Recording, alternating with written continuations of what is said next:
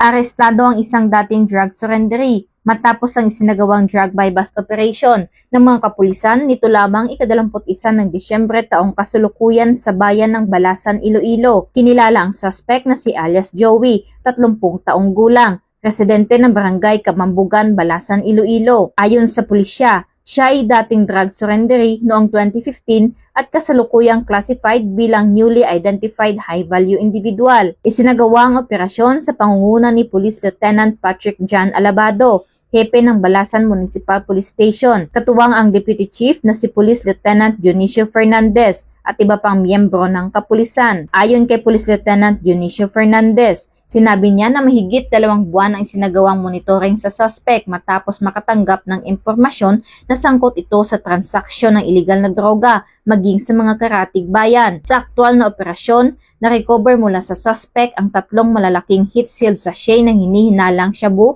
maliit na heat-sealed sachet, unit ng motorsiklo, isang wallet, isang lighter, isang bungkos ng susi at 10,000 pesos cash kasama ang buy-bust money na tig 100 peso. Sa kabuuan, tumitimbang ng humigit kumulang 67 gramo ang na-recover ng hinihinalang shabu na may tinatayang halaga na 455,600 pesos. Kasalukuyang nasa kustudiya ng Balasan Municipal Police Station ang suspect para sa dokumentasyon at naharap sa kaukulang kaso sa paglabag ng Republic Act 9165 o ang Comprehensive Dangerous Drugs Act of 2002. Muling pinagtibay ng Philippine National Police ang kanilang walang humpay na dedikasyon sa paglaban kontra iligal na droga sa pamamagitan ng maayos, malinaw at legal na mga operasyon. Ang matagumpay na operasyong ito ay patunay ng seryosong layunin ng PNP na protektahan ang komunidad at tiyakin ng kapayapaan at seguridad ng mga mamamayan ng Balasan at ng buong lalawigan ng Iloilo. Mula dito sa Police Regional Office 6, ako ang iyong Police News Network Correspondent, Patrolwoman Glidel Astrologo,